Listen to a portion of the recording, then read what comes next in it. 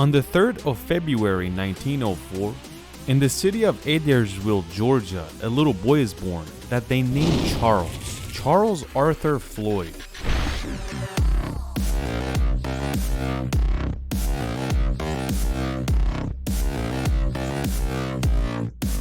Charles was born into a family with a lot of brothers and sisters, and they were all extremely poor. There is not a lot of information about Charles's childhood.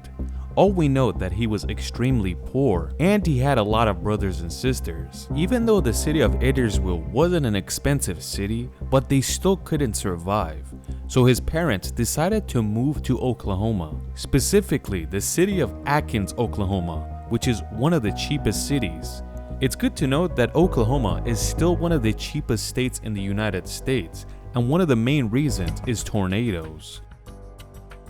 Oklahoma has the most brutal tornadoes in the entire world, and that's why land is much cheaper here than anywhere else in the US. When Charles is being raised in this poor neighborhood, in this poor family, he's always complaining on why we have to live like this. Why can't we have an easier life?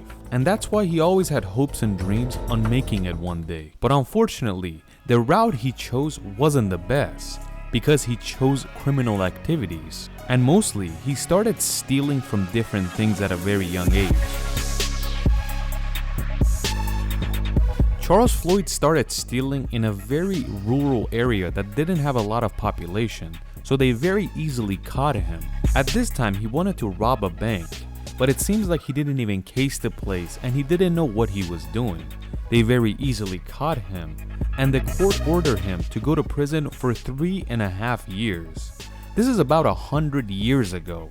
So 3.5 years is extremely light compared to today, because if you do armed robbery in a bank, you're gonna get more than 25 years. He goes to prison, and eventually at the age of 26, he comes out.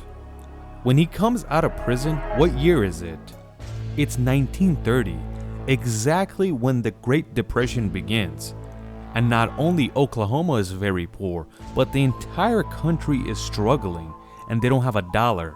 But in these 3.5 years where Charles Floyd was inside prison, he learned a lot from other criminals, and he wasn't a new guy anymore. He had experience, even though he didn't actually rob. So when he got out of prison, he was ready to start casing places and eventually robbing them. He learned that he has to case and learn the place on where everything is. Don't just smash and grab, because you can easily get caught at that point. He started robbing places in the state of Ohio in the beginning. He cased the place, he learned everything about it, and he figured out what's the best time to do the robbery. He learned that in specific hours, the most amount of cash is located in which bank. And the first time he robbed a bank in Ohio, he successfully brought $10,000 cash out.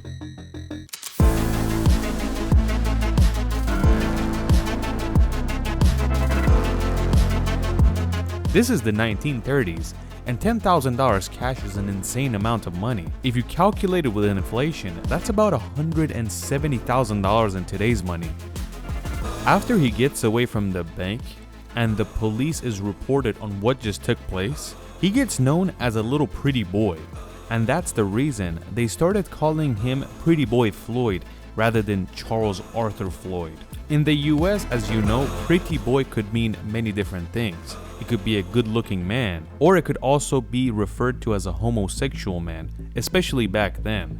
And that's why Charles Floyd hated this nickname, because they thought they're making fun of him. But either way, in the newspapers and anywhere that people spoke about him, they referred to him as Pretty Boy Floyd. The police figured out that this is Charles Floyd, but they couldn't find him.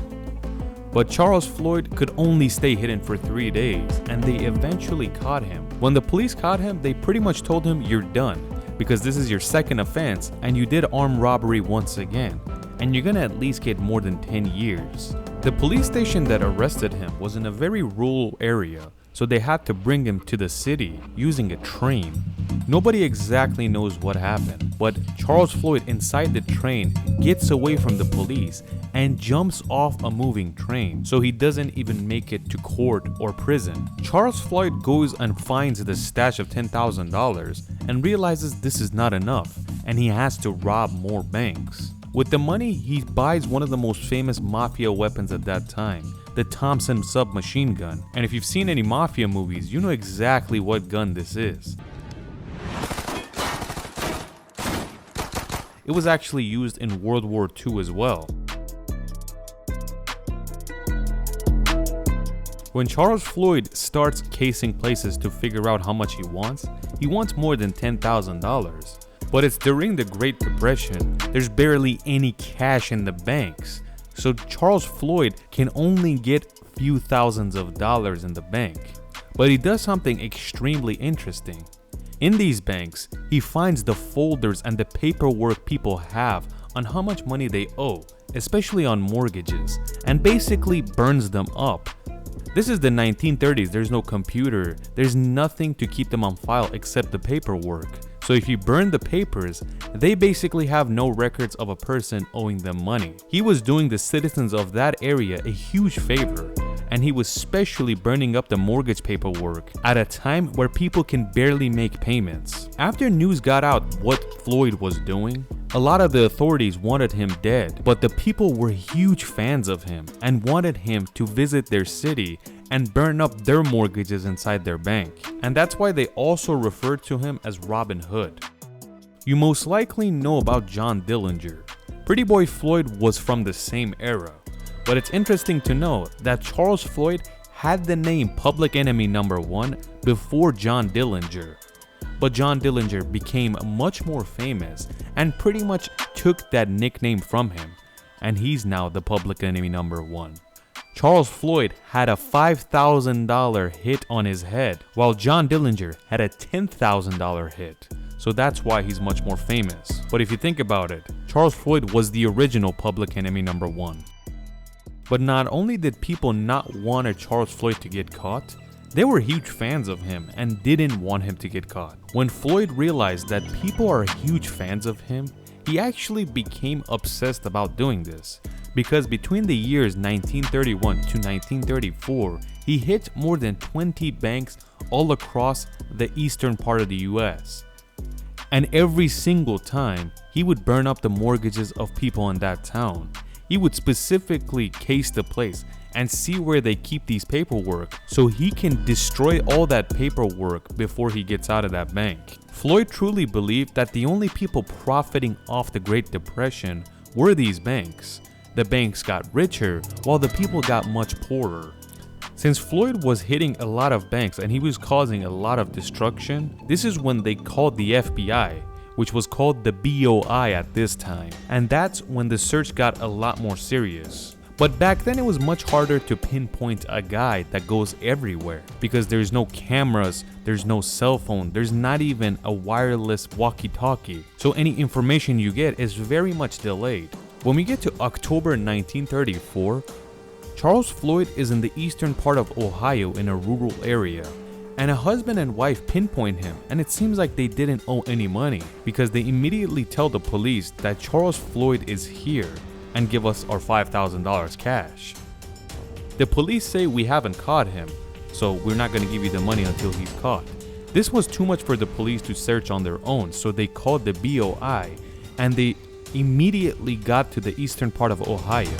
This is when it gets super sketchy for Charles Floyd, because a huge part of the state, there is a lot of FBI agents and they're searching every single car, and that's why finding him is going to be a lot easier. And they eventually find him a few weeks after the report came out. They realize which car he is in, and they didn't even try to stop him. They literally started shooting at the car and killing him inside of it. When the husband and wife realized Charles Floyd is dead, they wanted their $5,000 because of the reward, but they wouldn't give it to him because they weren't the one that actually pinpointed him. They told him which part of the world he's in, but they didn't actually show where he is, so the money was never rewarded. But when people realized when Charles Floyd's funeral was going to be, More than 40,000 people from all over the eastern part of the US showed up, and that's very impressive for a criminal or a public enemy.